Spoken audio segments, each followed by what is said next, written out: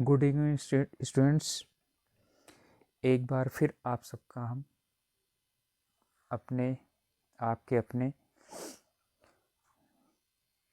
Online platform Prayag academy में स्वागत करते हैं। चलिए, हिंदी में हमने अभी तक संज्ञा और सर्वनाम तक पढ़ लिया था, कारक भी पढ़ लिया था। अब हम आज पढ़ेंगे विशेषण। विकारी शब्दों में तीसरे शब्द आते हैं विशेषण। तो पहले संज्ञा, फिर सर्वनाम, फिर उसके बाद विशेषण। तो विशेषण का अर्थ होता है विशेषता बताने वाले शब्द, अर्थात जो शब्द क्या करते हैं, विशेषता बताते हैं। लेकिन बताते किसकी हैं, यही तो इसकी परिभाषा है। जो शब्द संज्ञा या सर्वनाम की विशेषता बताते हैं उन्हें विशेषण कहा जाता है। ठीक है, ध्यान रखिएगा, जो सिर्फ संज्ञा या सर्वनाम की विशेषता बताते हैं उन्हें विशेषण कहा जाता है। ठीक है, और ये जिनकी विशेषता बताते हैं अर्थात वे संज्ञा या सर्वनाम को क्या कहा जाता है, विशेष्य कहा जाता है।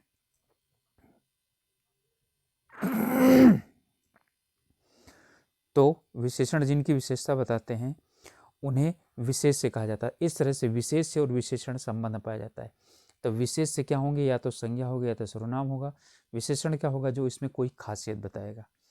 ठीक है, इसके भेद क्या हैं, कई आधार पर हम पढ़ेंगे। पहला, मूलतः यानी मुख्यतः कितने होते हैं। तो मूलतः जो विशेषण होते हैं ये मूल आधार पर हम इन्हें 4 प्रकार में विभाजित करते हैं। ठीक है, अमूमन पूछा नहीं जाता है। ठीक है, इसमें कारण ये चीज़ है क्योंकि अलग अलग पुस्तकों में इसे अलग अलग प्रकार से क्या किया गया है, बांटा गया है। तो पहला भेद है इसमें गुणवाचक विशेषण, अर्थात जिसमें संज्ञा के गुण, दोष, भाव, काल, स्थान, आकार, समय, दशा, रंग संबंधी ठीक है विशेषताओं का बोध होता है, उसे गुणवाचक विशेषण कहा जाता है। जैसे बलवान, ठीक है, देखिए भाव है बलवान, निर्बल, कायर, दयावान, अच्छा, बुरा। ठीक है, ये सब क्या है, ये भाव के उदाहरण है। ठीक है, काल से संबंधित है अगला, पिछला, नया, पुराना। ठीक है, ये सब क्या है, काल से संबंधित है। ध्यान ले लीजिएगा, नया पुराना काल का है। ठीक है, नया कपड़ा, पुरानी पुस्तक, ठीक है, पुराने लोग, एक काल संबंधी है, समय संबंधी नहीं है। इसके बाद आता है स्थान संबंधी, यानी ग्रामीण, शहरी, पंजाबी, ये सब क्या है, स्थान संबंधी है। ठीक है, पंजाबी व्यक्ति, ठीक है, ग्रामीण व्यक्ति, तो क्या चीज हो गया ये। इसके बाद है सुंदर, यानी कि आकार के आधार पर। ठीक है, सुंदर है, लंबा है, भद्दा है, चौड़ा है, ये सब क्या है, आकार के जो है कि आकार संबंधी गुण को प्रदर्शित करते हैं। फिर समय संबंधी, अब देखिए समय संबंधी, सायंकालीन, प्रातःकालीन, ठीक है, अपराह्नकालीन, साप्ताहिक, ठीक है, साप्ताहिक, दैनिक, पाक्षिक, वार्षिक, ये दशक, शताब्दी, सब क्या है, समय संबंधी है। इसके बाद दशा है, कैसा है, रोगी, निरोग, दुबला, ठीक है, बलिष्ठ आदि। ठीक है, यहाँ पर बलवान है, यहाँ पर बलिष्ठ है, अंतर है दोनों में। ये दशा बता रहा है और वो क्या बता रहा है, भाव बता रहा है। ठीक है, तो रंग, जैसे लाल है, हरा है, काला आदि, ये सब क्या चीज़ हैं, इनका बोध कराते हैं। ये गुण हैं, ठीक है, अथवा दोष हैं। ठीक है, इनका बोध कराते हैं, तो ये गुणवाचक विशेषण है। आशा है समझ में आ गया होगा आप लोगों को। दूसरा है परिमाणवाचक। परिमाण का मतलब होता है नाप तोल, यानी जिससे जिन विशेषण शब्दों की संज्ञा की मात्रा यानी नाप तोल का बोध होता है उन्हें हम परिमाणवाचक विशेषण कहते हैं। ये 2 प्रकार के होते हैं, एक निश्चित परिमाणवाचक विशेषण होते हैं। तो निश्चित परिमाणवाचक का मतलब क्या हुआ, जिनसे संज्ञा की निश्चित मात्रा का बोध होता है। मात्रा याद रखिएगा, इसमें काउंटिंग गिनती नहीं आएगी, इसमें सिर्फ नाप और तोल आएगा। जो नापा या तोला जा सकता है सिर्फ वही आएगा। ठीक है, जो बोध कराते हैं वही है। जैसे 2 लीटर दूध, इसे हम गिन नहीं सकते। ठीक है, इसे हम क्या कर सकते हैं, सिर्फ नाप सकते हैं। 10 मीटर कपड़ा, 2 किलो सेब, 10 किलो चावल, ठीक है, 5 किलो आलू, ये सब क्या चीज़, इन्हें तौला जा सकता है, तौला जा सकता है, इसे नापा जा सकता है। ठीक है, तो ये यानी कि नाप तोल की यानी निश्चित मात्रा को बताते हैं। और इसी में ही जब अनिश्चित मात्रा का बोध कराते हैं तो उन्हें कहते हैं अनिश्चित परिमाणवाचक, यानी जिनसे संज्ञा की अनिश्चित मात्रा का बोध होता है। जैसे थोड़ा दूध, कुछ कपड़ा, अधिक पानी, ठीक है। तो थोड़ा, कुछ, अधिक, ये यानी कि ये क्या चीज़ नहीं है, ये नाप तोल तो इनको बताया जा रहा है, लेकिन यहाँ पर क्या चाहिए, थोड़ा, ठीक है, दूध है, कुछ कपड़ा है, ठीक है, अधिक पानी है। यहाँ पर निश्चित था कि 2 लीटर दूध, 10 मीटर कपड़ा, 2 किलो सेब, ये अनिश्चित है, ठीक है। थोड़ा दूध का मतलब कितना हो सकता है, ये अनिश्चित है। फिर इसके बाद आता है, ठीक है, संख्यावाचक विशेषण। संख्यावाचक, आप देखिए ये नाप तोल वाले थे इनमें से जिसमें संज्ञा की संख्या का बोध होता है, यानी अब यहाँ पर उनकी बात की जाएगी जो संज्ञाएं गिनी जा सकती हैं, ठीक है, उनका बोध कराने वाले। तो ये 3 प्रकार के होते हैं। जैसे पहला है निश्चित संख्यावाचक, अब यहाँ पर संख्या निश्चित होगी जिनसे संज्ञा की निश्चित संख्या का बोध होता है। जैसे एक बच्चा, एक, 4 छात्र, ठीक है, 10 व्यक्ति, 100, पहला, दूसरा, चारों छात्र। तो ये सब क्या चीज़ है, निश्चित संख्यावाचक। फिर है अनिश्चित संख्यावाचक, यहाँ पर भी वही, ये निश्चित संख्या का बोध जब अनिश्चित संज्ञा का बोध कराते हैं, अनिश्चित संज्ञा की संख्या का बोध कराते हैं, यानी कि उन अनिश्चित चीज़ों का बोध कराते हैं जो क्या चीज़ हों, गिने जा सकते हों। जैसे कुछ छात्र, यहाँ 4 छात्र था, अब कुछ छात्र हो गया, छात्र गिने जा सकते हैं, इसलिए ये संख्यावाचक में आएंगे। लेकिन जब 4 छात्र हो जाएंगे निश्चित संख्या, और जब कुछ छात्र तो अनिश्चित संख्या, ठीक है। थोड़े व्यक्ति, ठीक है, अब थोड़े व्यक्ति तो क्या चीज़ हो गया, व्यक्ति गिने जा सकते हैं, ठीक है, इसलिए क्या चीज़ आ गया, थोड़े व्यक्ति के, यानी कि थोड़े व्यक्ति इसके क्या हो गए, उदाहरण हो गए।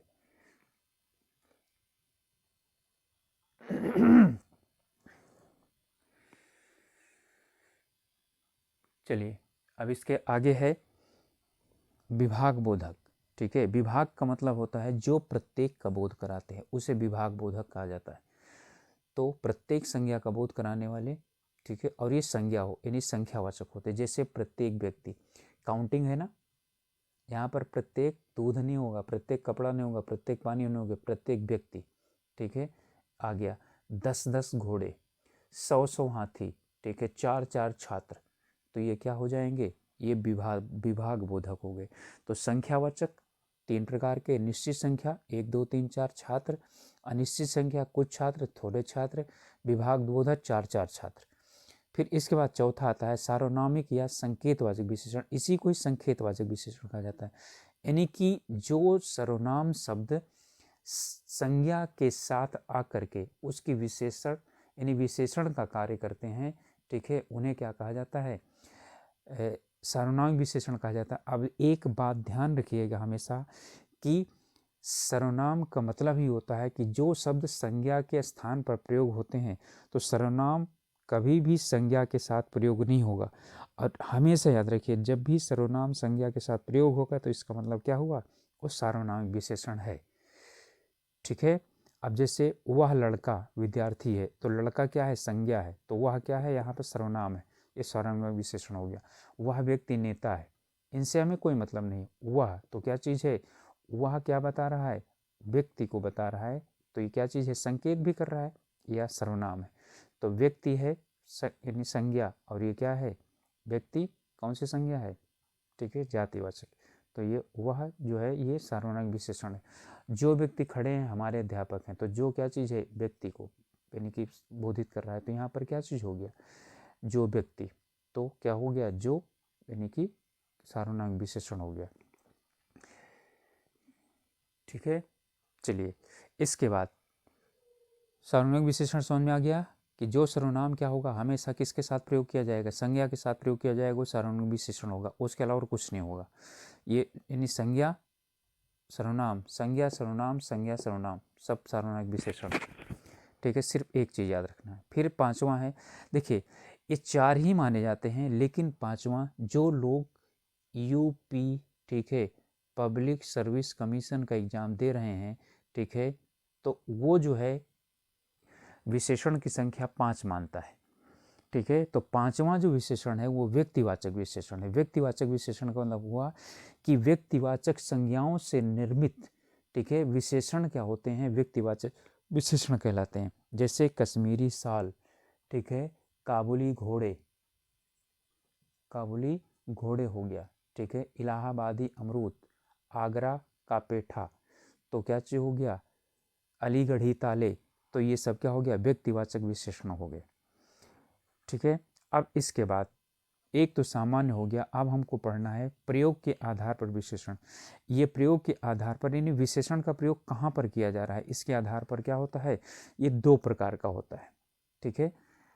पहला है उद्देश्य विशेषण, ठीक है, उद्देश्य और विधेय आप लोगों ने पढ़ा है। तो उद्देश्य विशेषण यानी जो विशेषण क्या होता है, संज्ञा सर्वनाम से पहले प्रयोग होता है, उसे उद्देश्य विशेषण कहते हैं, ठीक है। जैसे काली गाय, काली पहले आया, गाय बाद में आया। काली क्या चीज़ है, गुणवाचक विशेषण, लेकिन यहाँ पर क्या है, पहले प्रयोग किया गया, तो क्या चीज़ है, यह गाय से पहले प्रयोग किया गया है, तो उद्देश्य विशेषण। अच्छा लड़का, लड़के से पहले अच्छा, ठीक है। सुंदर लड़की, उद्देश्य विशेषण। सुगंधित पुष्प, उद्देश्य विशेषण, ठीक है। इसके बाद है दूसरा विधेय विशेषण। तो जो विशेषण संज्ञा सर्वनाम, संज्ञा या सर्वनाम के बाद प्रयोग किए जाते हैं, ठीक है, उन्हें क्या कहा जाता है, विधेय विशेषण कहा जाता है। जैसे इसी को ही बना दिया मैंने, पलट दिया, गाय काली है, अब गाय के बाद काली प्रयोग किया गया, तो यह विधेय। लड़का अच्छा है, अच्छा यहाँ पर आ गया। लड़की सुंदर है, ठीक है, तो क्या चीज़ है, सुंदर लड़की के बाद आ गया। पुष्प सुगंधित है, सुगंधित क्या हो गया, बाद में आ गया, ठीक है। तो अब ये सुंदर, सुगंधित, लड़काली और अच्छा विधेय विशेषण हो गए, जबकि विशेषण ही है लेकिन संज्ञा के बाद प्रयोग किए गए हैं, इसलिए विधेय हो गए। जब पहले होते हैं तो क्या होते हैं, वो उद्देश्य विशेषण होते हैं। चलिए नेक्स्ट इसके बाद पढ़ते हैं हम लोग।